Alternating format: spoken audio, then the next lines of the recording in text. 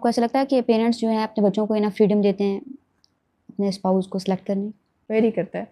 Complete freedom होती है बंदे के पास या फिर पार्शियल मतलब क्या पार्शियल फ्रीडम होती दोबारा है? वही वाली बात है कि ये ख़ानदान टू ख़ानदान वेरी करता है, और वालिदैन की बेसिकली किस कम्युनिटी के साथ उनका उठना बैठना हमेशा से रहा है, उनकी सोहबत पे, यानी कि जिस सोहबत में हमेशा वो रहे हैं या उनकी जो ज़िंदगी गुजरी है, उनके एक्सपीरियंसेस पे, जिस माहौल का उनका एक्सपोजर था, उस पर डिपेंड करता है।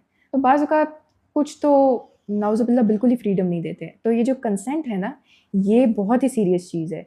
यहाँ पे अगर कोई भी बाप या कोई भी माँ या कोई भी भाई इवन जो ऐसे मामलात में कभी कभी हो जाते हैं, पता नहीं क्या हो जाता है, अथॉरिटेटिव हो जाते हैं अचानक, उनको ये समझना चाहिए कि जो उनकी बहन की या बाप की जो बच्ची है उसकी कंसेंट ना हुई, तो उसकी कंसेंट ना होने की वजह से आप बहुत मार खाएंगे मरने के बाद।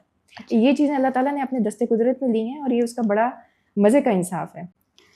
मैं ये अक्सर सोचती हूँ कि ये जो अकाउंटेबिलिटी का जो फ्रेमवर्क अल्लाह ताला ने सेट किया है ना, ये बहुत ही मतलब जस्टिफाइड किस्म का कॉन्सेप्ट है। अच्छा राफ़िया, हम कैरेक्टर को बहुत अंडररेट करते हैं ना, बिहेवियर्स और कैरेक्टर को हम बहुत अंडररेट करते हैं। हम फिजिकल और इन सारे एस्पेक्ट्स को देख रहे होते हैं, कैरेक्टर को हम लोग नहीं देख रहे होते हैं ना। हम कहते हैं इट्स ओके, मतलब देख लेंगे with the passage of time, अगर फाइनेंशियल स्टेटस ठीक है, सोशल स्टेटस ठीक है, तो हम लोग जो है उस चीज़ के लिए चले जाते हैं। तो कैरेक्टर कितना मैटर करता है यार? देखिए, नबी करीम सल्लल्लाहु अलैहि वसल्लम ने बताया है ना आपको कि आप प्रायोरिटाइज करें एक ऐसी ऐसी सोल को, एक ऐसी पार्टनर को जिसमें दीन हो। हाँ, हाँ जी। अगर आप वो नहीं करेंगे तो फिर आखिर में you will be loser at देखिए द हम एंड ऑफ लोग द डे। बचपन से तो वो हमें इसीलिए है ना कि जब वो एक ऐसी लड़की जो मतलब उसका एक्सपोजर दीन के साथ नहीं है। देखिए, दीन बड़ी कमाल चीज़ है, और दीन को शायद अभी हम मतलब कि अभी शायद हमारे अंदर इतनी एबिलिटी नहीं है कि हम दीन वाली चीज़ को जो है ना उसका उस दरिया को कूजे में बंद कर सकें। लेकिन बड़ी बड़ी प्रोफाउंड किस्म की चीज़ है। आपका वो कैरेक्टर जब डेवलप होता है ना, दीन के जब आप बाय प्रोडक्ट होते हैं, तब आप इंतहाई निखरे हुए और इंतहाई इवॉल्व्ड और डेवलप किस्म की आपकी रूह हो जाती है। देखें, अब रसूलुल्लाह सल्लल्लाहु अलैहि वसल्लम का जो इंतखाब हज़रत खदीजा ने किया था, या फिर शुएब अलैहिस्सलाम ने अपनी बेटी के लिए मूसा अलैहिस्सलाम का इंतखाब किया था, तो उसकी वजह ये थी कि वो लोग प्रोग्रेसिव थे और अबंडेंट लोग थे।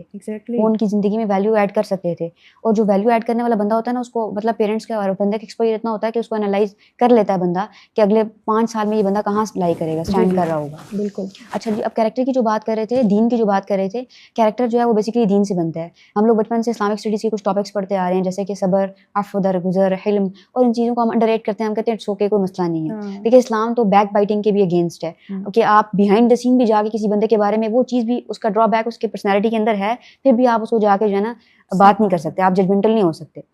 बल्कि इस्लाम आपको कहता है आप तजस्सुस भी ना करें, आप गुमान भी ना करें, यानी अपनी ह्यूमन साइकोलॉजी इतनी पाक रखें कि बिल्कुल, क्योंकि इस्लाम का फोकस आपकी जो इंटरनलाइजेशन है, हाँ जी, आपकी पर्सनैलिटी की निखार पे है, बिल्कुल। और वो चाहता है कि आप एक इंतहाई निखरे हुए शख्स पैदा हों जो सोसाइटी के लिए हाँ, अच्छा बंदा साबित हो। हम इन टॉपिक्स को अंडररेट करते हैं कि मतलब सब्र क्या होता है, तहम्मुल क्या होता है। लेकिन देखिए, आजकल जो हमारी सोसाइटी में सबसे ज़्यादा प्रॉब्लम्स, इश्यूज़ चल रहे हैं, वो इसी वजह से चल रहे हैं क्योंकि हम एक-दूसरे को टॉलरेट नहीं करते। हाँ। हम बिल्कुल जब हम इंटरैक्ट कर रहे होते हैं, हम टॉलरेट नहीं करते। एंगर इश्यूज़ बहुत ज़्यादा हैं, और बहुत ज़्यादा हमारे जो अज़दवाजी रिश्ते हैं इसकी वजह से बर्बाद हो चुके हैं। ख़ानदानी ज़िंदगी बिल्कुल बर्बाद है इस वजह से। एंगर इश्यूज़ हैं, हम किसी को टॉलरेट नहीं कर सकते, और आपको पता है कि किसी इंसान को बंदा सुन ले कि आपके बारे में कोई बात हुई है, वो इंसान को कितनी तकलीफ़ देती है, कितनी अज़ियत देती है। एग्ज़ैक्टली। आपका पूरा पर्सपेक्टिव उस बंदे के हवाले से चेंज हो जाता है कि ये मुझे देखता ही ऐसे है, तो मैं अब इसके साथ किस तरह उठूँ बैठूँ वगैरह वगैरह।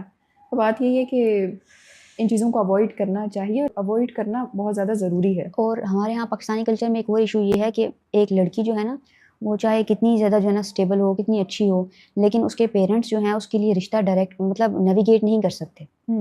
ये एक बहुत बड़ा चैलेंज है हमारी सोसाइटी में। ये बहुत बड़ा गैप है। डायरेक्ट नहीं कर सकते, मतलब आप किसी की लड़के वालों से डायरेक्ट बात नहीं कर सकते, उसके लिए आपको किसी थर्ड पर्सन को इन्वॉल्व करना पड़ेगा। पेरेंट्स तो थर्ड पर्सन होते हैं, उनको क्यों किसी बंदे को इन्वॉल्व करना पड़ेगा? मतलब लेट्स सपोज आपकी बेटी जो है अच्छी है, पढ़ी लिखी है, और उसके अंदर बहुत सारी क्वालिटीज़ और ट्रेट्स पाए जाते हैं, वहाँ पर क्यों इस बात को इशू बनाया जाता है कि कोई बंदा जो है ना रिश्ता को नेविगेट नहीं कर सकता?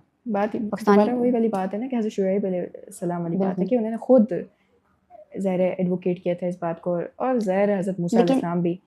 लेकिन मूसा अलैहिस्सलाम के साथ उस वक्त फैमिली साथ नहीं थी ना। फैमिली बहुत मैटर करती है, फैमिली की कंसेंट मैटर करती है। पाकिस्तानी कल्चर में फैमिली की कंसेंट बहुत ज़्यादा मैटर करती है, और ऑब्वियसली रिलीजियसली भी मैटर करती है। नहीं, हाँ, क्योंकि फैमिलीज एक दूसरे से इंटरैक्ट कर रही होती हैं, वो चीज़ मैटर करती है। आपको पता है एक बंदा जो है ना, वो एक लड़की को इतना एडजस्ट करके नहीं रखता जितना उसकी फैमिली एडजस्ट करके रखती है। जो मैं दोबारा उस बात पे आती हूँ कि नबी करीम सल्लल्लाहु अलैहि वसल्लम ने क्यों उस औरत को फ़ौक़ियत दी थी कि जिसके अंदर आपको दीन मिलता है। बात ये है कि वो दीन आपको विज़न देता है। जो लेगेसीज़ क्रिएट होती हैं ना, वो सोलली मैं बड़ा ब्लंटली कहूँगी कि सिल्की बालों से या मिल्की गालों से या आपके क्या कहते हैं पतली कमरों से नहीं निकलते, सच्ची जो बात है। बाज़ औक़ात टेम्पटेशन की दुनिया में हमारे मर्द हज़रात भी इतना इन चीज़ों को इग्नोर करते हैं या शायद वो कंट्रोल रख नहीं पाते अपनी शायद उस नज़र पे कि उनको एक आउटर शेल्फ नज़र आ जाती है। तो वो उस औरत का दीन देख कैसे सकते हैं? उस औरत का इंटरनल जो दुनिया है वो देख कैसे सकते हैं? तो क्या एक औरत का जो अगर एक औरत इंटेलेक्चुअल है या विज़नरी है या हकीम है, अपनी अपनी तबीयत में हिकमत रखती है या उसके अंदर सारे वो गुण हैं जो एक अच्छी अज़दवाजी ज़िंदगी गुजारने के लिए उसके अंदर पाए जाते हैं। क्योंकि देखिए अल्टीमेट पर्पस क्या है शादी का? लितस्कुनु इलैहा, हाँ, सकीनत है ना, या वो सुकून है। वो सुकून आपको कहाँ से मिलेगा? वो सुकून आपको इमैच्योरिटी से तो नहीं मिलेगा। वो सुकून आपको सिर्फ़ और सिर्फ़ हुस्न से नहीं मिलेगा। वो सुकून आपको दीन से मिलेगा। क्योंकि at the end of the day जब आपके रोज़मर्रा के जो मामलात होते हैं, अफ़ेयर्स होते हैं या जो भी आपके हाउस चोर्स होते हैं मिसाल के तौर पे, या जो भी रिस्पॉन्सिबिलिटीज़ होती हैं वो मिल के अदा होती हैं ना, तो उसमें मैच्योरिटी, दीन, ये बहुत सारी चीज़ों को यानी at the end of the day आपकी कॉन्फ्लिक्ट रेज़ोल्यूशन में ये चीज़ें बड़ी मुआवन साबित होती हैं। यही चीज़ें हल करती हैं। दीन ही हल करता है इन चीज़ों को। दीन ही आपको सुकून देता है। तो क्या एक नज़र आने वाली ब्यूटी या वो स्टैंडर्ड कि जिसको इस मुआशरे ने वैलिडेट किया, वो स्टैंडर्ड्स एक औरत के इंटेलेक्ट को या एक औरत के सुघड़पन को या एक औरत की समझदारी को अब वो रुकावट बनेंगे? इस मुआशरे ने बेसिकली ये किया है